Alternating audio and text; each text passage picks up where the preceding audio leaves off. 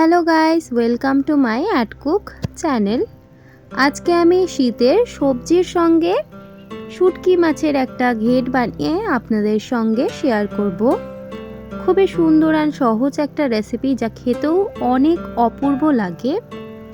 সহজ সিম্পল রেসিপিটা শুরু করে নেওয়া যাক। সাধারণ মশলা দিয়ে রান্না করার জন্য সর্বপ্রথম কড়াইয়ে তেলটা দিয়ে দেওয়ার পর এখানে আমি দিয়ে দিলাম দুটো বড় সাইজের কুচিয়ে নেওয়া পেঁয়াজটাকে এবার আমি তেলের মধ্যে ভালোভাবে নাড়াচাড়া করে ভেজে নেব। পেঁয়াজটা অনেকটা সিদ্ধ হয়ে আসা বা ভেজে আসা পর্যন্ত।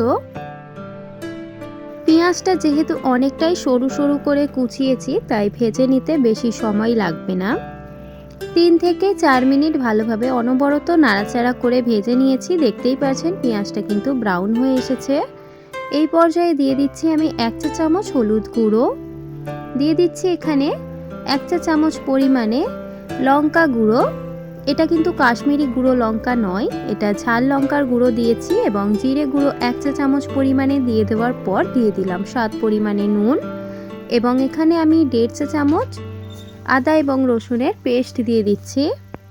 সুন্দরভাবে ঘরোয়া মশলাগুলো দেওয়া হয়ে গেলে এবার ভালোভাবে হাতা দিয়ে নাড়াচাড়া করে মশলাটাকে একটু কষিয়ে নেব, সুন্দরভাবে ঘ্রাণ চলে আসা পর্যন্ত।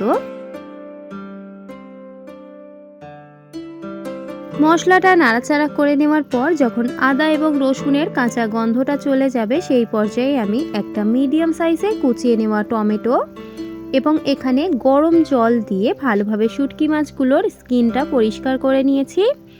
শুটকি মাছগুলো এভাবে সাইজে আমি কেটেছি, চাইলে আপনারা আপনাদের মতো কেটে নিতে পারেন।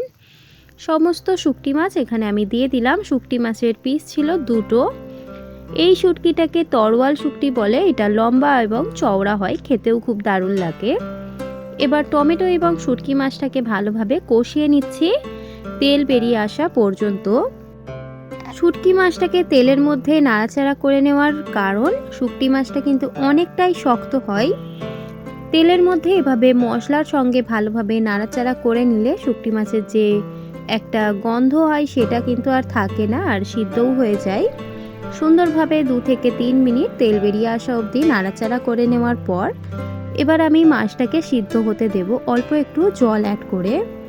এখানে আমি হাফ কাপ জল ব্যবহার করলাম। জলটা পুরোপুরি দেওয়া যাবে না। হাফ কাপ জল আমি এই কড়াইয়ের মধ্যে দিয়ে হাতা দিয়ে অল্প একটু অ্যাডজাস্ট করে দিলাম, এবং ঢাকা দিয়ে এবার আমি প্রায় 3 থেকে 4-5 মিনিট শুটকি মাছের ঝোলটা কমে আসা পর্যন্ত ফুটিয়ে নেব। 3 থেকে 4-5 মিনিট শুটকি মাছটা অনেকটাই কিন্তু ঝোলটা শুকিয়ে এসেছে। এই পর্যায়ে আমি হাতা দিয়ে নাড়াচাড়া করে নেওয়ার পর শুধু শুটকি মাছগুলোকে এই ঝোল থেকে তুলে একটা পাত্রের মধ্যে নিয়ে নেব। না হলে কিন্তু সবজির সঙ্গে যদি শুটকি মাছটা নাড়াচাড়া করা হয়, তাহলে শুটকি মাছটা কিন্তু পুরোপুরিভাবে কাটা হয়ে যাবে, সমস্ত স্কিনগুলো ছেড়ে আসবে। তার জন্য একটা একটা করে শুটকি আমরা পাত্রের মধ্যে তুলে নিচ্ছি ঝোলটাকে ঝরিয়ে।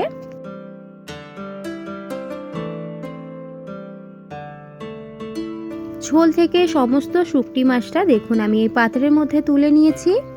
এবার আমি এই সেম ঝোলের মধ্যে আমি দিয়ে দিচ্ছি সমস্ত রকমের সবজি। এখানে ছিল মূলো, পেঁয়াজকলি, শিম, বেগুন। আলুটা আমি ব্যবহার করিনি, চাইলে আপনারা আলু দিতে পারেন বা আরও অনেক সবজি অ্যাড করতে পারেন। এবার সুন্দরভাবে সবজিগুলো দেওয়া হয়ে গেলে এই ঝোলের সঙ্গে এবার ভালোভাবে নাড়াচাড়া করে কষিয়ে নেব। চাইলে আপনারা ঢাকা দিয়ে দিয়ে ভাবিয়ে নিয়েও কিন্তু নাড়াচাড়া করে কষিয়ে নিতে পারেন, তাহলে সবজিটা অনেকটা কমে আসে এবং নাড়াচাড়া করতে খুবই সুবিধে হয়।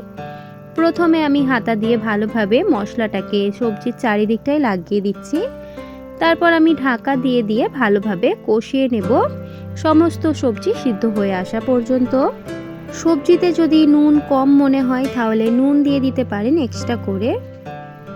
ঢাকা দেওয়ার পর দেখুন খুবই সুন্দরভাবে সবজিটা ভেবে এসেছে, হাফ কিন্তু সিদ্ধ হয়ে গেছে সবজিটা। এবার হাতা দিয়ে ভালোভাবে নাড়াচাড়া করে কষিয়ে নিতে হবে, না হলে কিন্তু সবজির যে টেস্ট হয় সেটাতে দারুণ ব্যাপারটা আসবে না। সুন্দরভাবে হাতা দিয়ে এবার কষিয়ে নিচ্ছি 4 থেকে 5 মিনিট। 4 থেকে 5 মিনিট অনবরত নাড়াচাড়া করে নেওয়ার পর এখানে আমি ভালোভাবে রান্না করে নেওয়া শুটকি মাছগুলোকে দিয়ে দিচ্ছি। এবার ভালোভাবে নাড়াচাড়া করে অল্প একটু শুটকি মাছগুলোকে আমি অ্যাডজাস্ট করে দিচ্ছি সুন্দরভাবে।